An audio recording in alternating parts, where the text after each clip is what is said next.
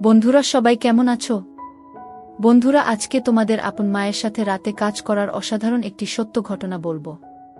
গল্পটি শেষ পর্যন্ত শুনলে তোমরা বাধ্য হবে হাতের কাজ করতে। না হলে সবাই আমাকে কাজ করে দিয়ে যাবে, আমি বাধা দেব না। বাবা মারা যাওয়ার পর মা চলে এসেছিল আমার সঙ্গে থাকার জন্য। আমরা একটি ছোট দুখানা ঘরের বাড়ি ভাড়া করে থাকতাম। মার তখন কতই বা বয়স, ৪৫ হবে। আমার দাদা কলকাতায় চাকরি করে, আর বোন সেখানেই পড়াশোনা করে। আমার পড়াশোনায় সুবিধে হবে বাড়িতে কেউ রান্নাবান্না করে দিলে, তাই মা আমার সঙ্গেই থাকা মনস্থ করেছিল। মার তখন ভরা জোয়ার, গায়ের রং ফর্সা, এমনিতে ছোটখাটো, তবে সুন্দর করে সাজলে লিপস্টিক লাগালে লোকজন ঘুরে তাকানোর মতো চেহারা। বিশেষ করে স্নান করে বেরিয়ে আসার সময় যখন চুল ঝাড়ত, তখন দারুণ লাগত। মায়ের দিকে তাকিয়ে আমার চোখ থমকে যেত। চোখ সরিয়ে নিতাম মা কিছু বোঝার আগে। মা এমনিতে পড়তে ভালোবাসে, দিল্লির গরমে তো বটেই। আর শাড়ির মধ্য দিয়ে যখন মায়ের উঁচু হয়ে ওঠা দেখতে পেতাম, তখন আমার ভেতরটা ধক করে উঠত। স্লিভলেস হলেও খুব একটা ডিপ কাট নয়, আর ঢাকা থাকত, শুধু দিকে অনেকটা অংশ খোলা আর নিচে অনেকখানি অংশ দেখা যেত। দিল্লির বাড়িতে শোবার ঘরে মাই শুত, আমি বাইরের ঘরে একটা চৌকিতে শুতাম। মাকে ওইরকম দেখার পর আমার ফুলে উঠত। বাইরের ঘরে প্রাইভেসি ছিল না বলে তখন বাথরুমে চলে যেতাম, বার করে তারপর শান্তি চোখ বুজে মাকে ভাবার চেষ্টা করতাম। বাইরে থেকে দেখে যতটুকু কল্পনা করা যায়, ও দুটো দেখতে কেমন, সেগুলোর রং কেমন, এইসব। তারপর ভাবতাম নিচের দিকটা কেমন, ওখানে ঘন ঘাস পাতার মধ্যে মায়ের কথা ভাবতে ভাবতেই আমার বের হয়ে যেত। কিন্তু বাইরে আসার পর আবার যখন মাকে দেখতাম, তখন আবার ফুলে উঠত আমার। সব সময় দাঁড়িয়ে থাকত আমার চোখের সামনে ঘুরত মায়ের ছবি। আমি সুমনা, দীপুর মা। দীপুর পড়াশোনার সুবিধে হবে বলে আমি ওর সঙ্গে দিল্লিতে থাকি। শুধু সেই জন্য নয়, দীপুকে আমার অন্য একটি কারণে পছন্দ। সে ওর দাদার মতো মোটা থলথলে নয়, বেশ ফিট চেহারা, ব্যায়াম করে, এক্সারসাইজ করে, কোকটা লোম।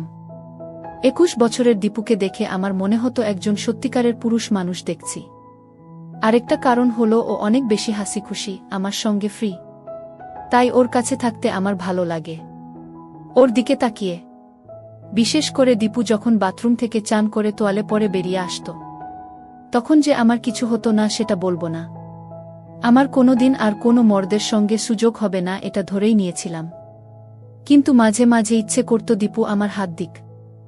এক এক সময় স্বপ্ন দেখেছি দীপু আমাকে ওর হাত দিয়ে আমার দুটো শেষ করে দিচ্ছে। কিন্তু পরক্ষণেই ভেবেছি সেটা কখনো সম্ভব নয়। তবে নিজের লুকিয়ে রাখার চেষ্টাও করিনি, তাই বলে সালোয়ার কামিজের বদলে শাড়ি পরতাম। সালোয়ার কামিজে একটা সুবিধে হলো ওড়না না পড়লেও হয় বাড়িতে, আর তখন বাহার দেখানো যায়। কিন্তু আমার ইচ্ছে হলো দীপুকে আমার দেখানোর, আর তার জন্য শাড়িই ভালো। নানা ডিজাইনের অজুহাতে অনেক অংশ দেখানো যায়, বিশেষ করে কাছের জায়গাটা যে অনেকটা বড় সেটা আমি জানি। সেগুলো দীপুর চোখের সামনে তুলে ধরার জন্য শাড়ি বেস্ট। আমার মনে হতো মার দরকার, এখনই তো মার পূর্ণ পাওয়ার বয়স। আর মনে হতো আমি মাকে সেই দিতে পারি যা পেলে মাও খুশি হবে, কিন্তু যেটার কোনো সম্ভাবনা নেই জানতাম। একটাই সম্ভাবনা ছিল যে যদি মার মনেও একটু উসখুস থাকে, তাহলে একটু সাহস করে কিছু করলে হয়তো সাড়া দিতে পারে। এই কথা ভাবার পর আমার দিনরাতের ধ্যানগান হয়ে পড়ল কিভাবে মাকে তোলা যায়। কি টোপ গিলতে পারে মা? মাকে দেখে মনে হতো মারও নিশ্চয়ই মন আনচান করছে, কিন্তু কিছু বলতে পারছে না। আমি প্রায় ভিডিও দেখি, গল্প পড়ি, সেখানে মার সঙ্গে ছেলের সম্পর্ক নিয়ে অনেক কথা থাকে। ছবি ভিডিও তো আছেই, কিন্তু কি করে ওই অবস্থায় পৌঁছাবো সেটার কুল কিনারা পাচ্ছিলাম না। একবার মনে হলো রাত্রিরে মা শোবার ঘর থেকে রান্নাঘরে যায় জল আনতে বা পরের দিনের রান্নার জিনিস গোছাতে। আমি ভাবলাম ওই সময় যদি আমি বাইরের ঘরে শুয়ে হয়ে শুরু করি তাহলে কি হবে, কিন্তু অনেকবার ভেবে ওটা বাতিল করলাম। মা যদি উল্টো রেগে যায়, আমি যে স্বপ্নে বিভোর হয়ে থাকতাম সেটা হলো মা আমার সামনে নিজেকে ধরছে আর চাইছে আমি মার সঙ্গে। কল্পনা করতাম মা আমার সামনে একদিন রাতে এসে দাঁড়াবে, বিয়ের সাজের বুয়ের মতো, তার একটা একটা করে আমাকে দেখতে দেবে, যেন মা নিজেকে প্রেজেন্ট করছে, সবাই যেমন করে ক্লায়েন্টের সামনে। কিন্তু আমাদের সম্পর্ক ঠিক বাবু আর ওদের মতো হবে না। হবে প্রেমের, ভালোবাসার। মার মুখে চোখে লজ্জা থাকবে, প্রেম নিবেদনার গরম ভয় শরম সবকিছু মেশানো থাকবে। আর তারপর মা দেখাবে, টেনে ধরে দেখিয়ে দেবে। আমার স্বপ্নে আমি তখন উঠে মার হাত ধরে আমার উপর রাখব। এই সব ভাবি আর দীর্ঘশ্বাস ফেলি। প্রশ্নটা হলো কিভাবে মাকে দেখাব? কোন অজুহাতে? একবার দেখলেই আন্দাজ করতে পারব মার মনে কোনো সুপ্ত ইচ্ছে আছে কিনা। একবার ভাবলাম আমি যদি কোনো ভাবে মাকে ভিডিও দেখাতে পারি, ছবি বা ভিডিও, তাহলে হয়তো ওইদিকে মন যাবে ভাববে। কিন্তু সেটারই বা সুযোগ কোথায়? তখন ভাবলাম আরেকটু সাধারণ ব্যাপার থেকে শুরু করা যাক। একেবারে ভিডিওতে না গিয়ে যদি গোছের কিছু দেখাই, তাহলে মা কিছু টের পাবে না। আর আজকাল তো সেগুলোর কোনো অভাব নেই। প্রথমে একটু দাম দিয়ে হলেও ফ্যাশন ম্যাগাজিন রাখতে শুরু করলাম, যাতে কম মহিলার ছবি দেখে মায়ের মনে সুপ্ত বাসনা জেগে ওঠে। বিভিন্ন ডিজাইনের পাতাগুলো যে মা দেখছে সেটা লক্ষ্য করেছিলাম। একদিন সেরকম একটি ছবির দিকে তাকিয়ে থাকার সময় আমি বললাম, এই রকম একটা বানিয়ে নাও না তুমি। কথাটা শুনে অবাক হয়ে তাকিয়েছিল মা। এই প্রথম আমার মুখে কথা শুনে। আমি বললাম, তোমাকে ভালো দেখাবে। ছবিটা কাছে টেনে নিয়ে দেখলাম ছবি, কিন্তু অংশটা বেশ কিছু কাটা, আর দিকটাও লোকাট। আমি বললাম, তোমার পড়তে ইচ্ছে করছে। দীপু ওই ম্যাগাজিনগুলো আনতে শুরু করায় আমি খুব খুশি হয়েছিলাম। হয়তো দীপুও আমার দেখতে চায়, কাছে আসতে চায়, একটা অজুহাত খুঁজছে এমন মনে হয়েছিল। আমি দীপুর সামনে বসেই পাতাগুলো ওল্টাতাম যাতে ওর নজরে পড়ে। এই ছবিটা আমি অনেকক্ষণ ধরে দেখছিলাম, তাই সে কাছে এসে বলেছিল, এরকম পড়তে চাই কি না। দীপুর কথা শুনে মনে হয়েছিল দীপুকে আমার দিকে টানার চেষ্টা করব, ওকে তুলব। মা ছেলের মধ্যে সম্পর্কের সংস্কারটা একটা দূরত্ব আনবে ঠিকই, কিন্তু যদি ঠিক ঠিক কাজ করে যাই, তাহলে হয়তো সে আমাকে মা নয়, একজন মহিলা হিসেবে ভাবতে পারে। মহিলাও না, আমি সেই মুহূর্তে চাইছিলাম দীপু আমাকে একজন নষ্ট মেয়ে ভাবুক, যাতে তার মনে কথা জড়ো হয়। এই সব ভেবে আমার শক্ত হয়ে যেত, আর ভাবতাম কখন সেখানে দীপুর আঙুলের পাব। মা আমতা আমতা করে বলল, জাহি কি বলছিস, লোকে কি বলবে? আমি বললাম, কেন, লোকে বলার কি আছে? তোমার কি এমন বয়স? দেখো, এরকম ভালো লাগবে। কথাটা শুনে মা লজ্জা পেল, মুখ লাল হয়ে গিয়েছিল এক মুহূর্তের জন্য, ধ্যাত বলে ছেড়ে দিয়েছিল। কিন্তু আমি ছাড়িনি। আমি বললাম, তোমাকে বানিয়ে দেব, ওটা হবে আমার গিফট। তারপর বললাম, চলো ওরকম একটা শাড়ি কিনে আনি। মা বলল, ও বাবা, আমি ট্রান্সপারেন্ট শাড়ি পরে বেরোতে পারবো না। আমি বললাম, ঠিক আছে, বাইরে পড়তে হবে না, কিন্তু তুমি একেবারে সাজবে না, সেটা হয় না।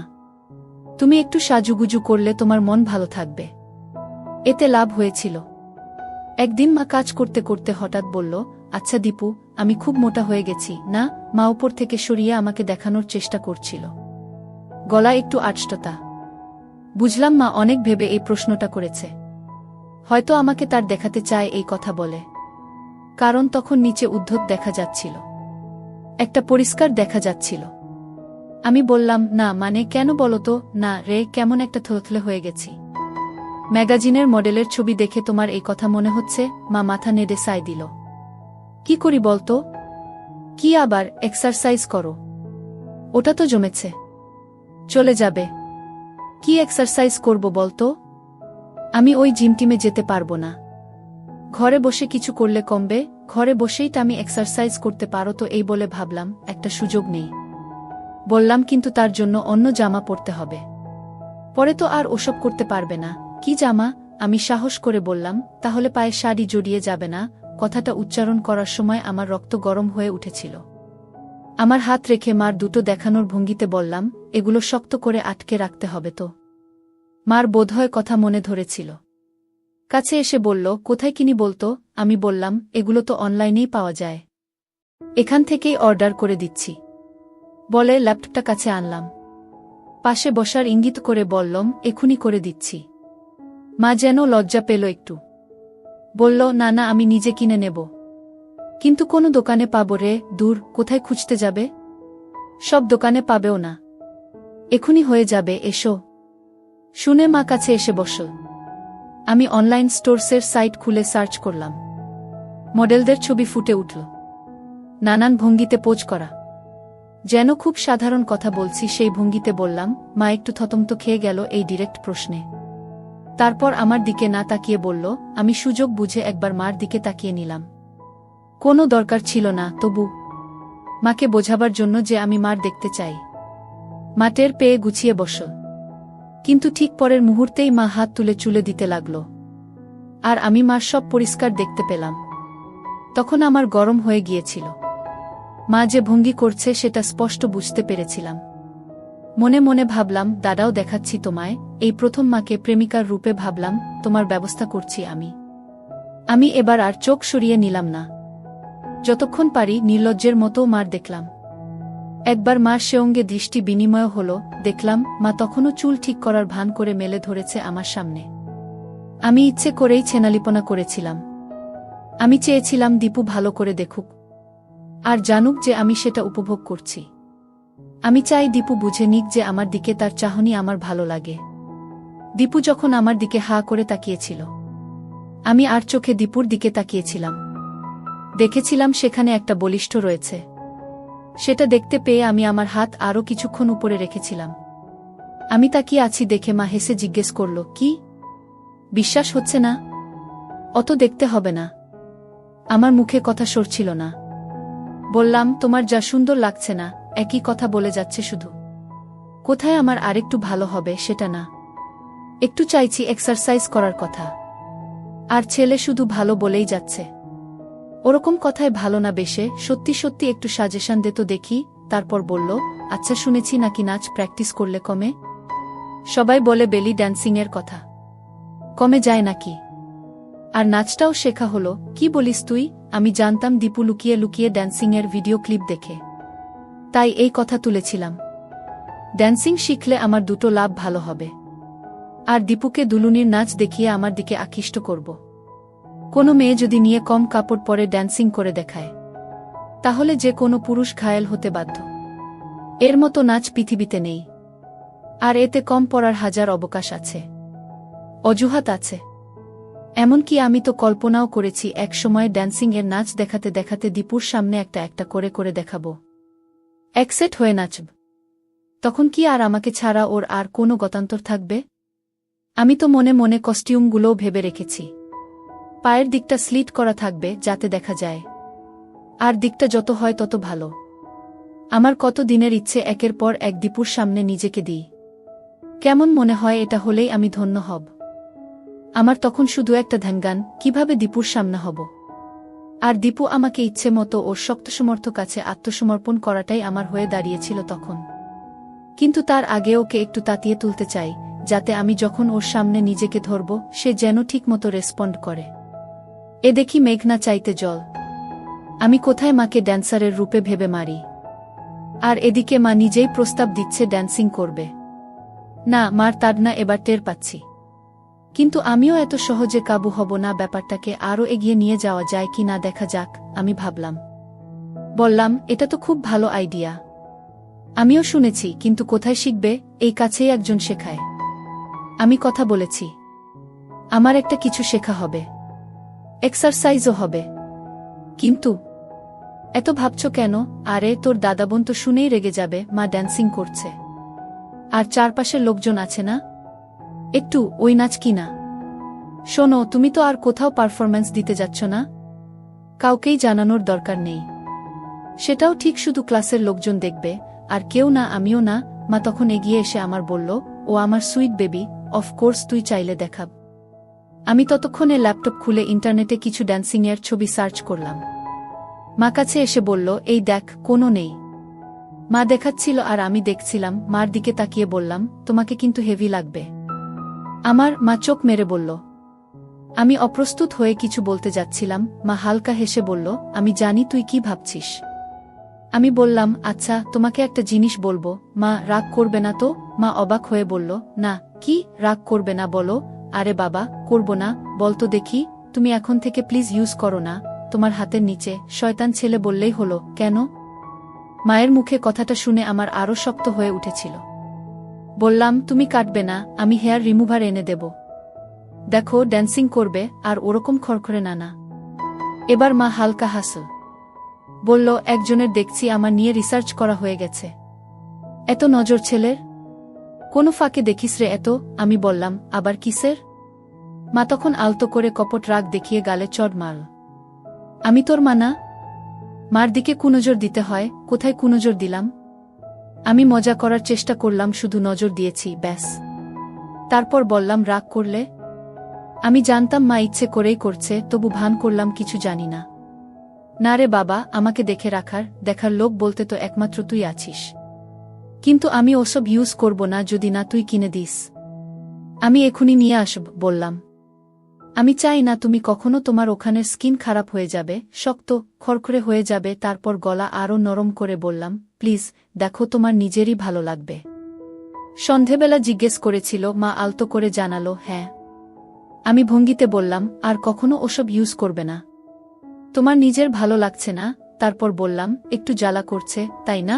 মা যখন বলল, হ্যাঁ করছে, তখন মার কাছে গিয়ে হাতে একটু হাত দিয়ে বললাম, ওই একটু সহ্য করো, ব্যাস।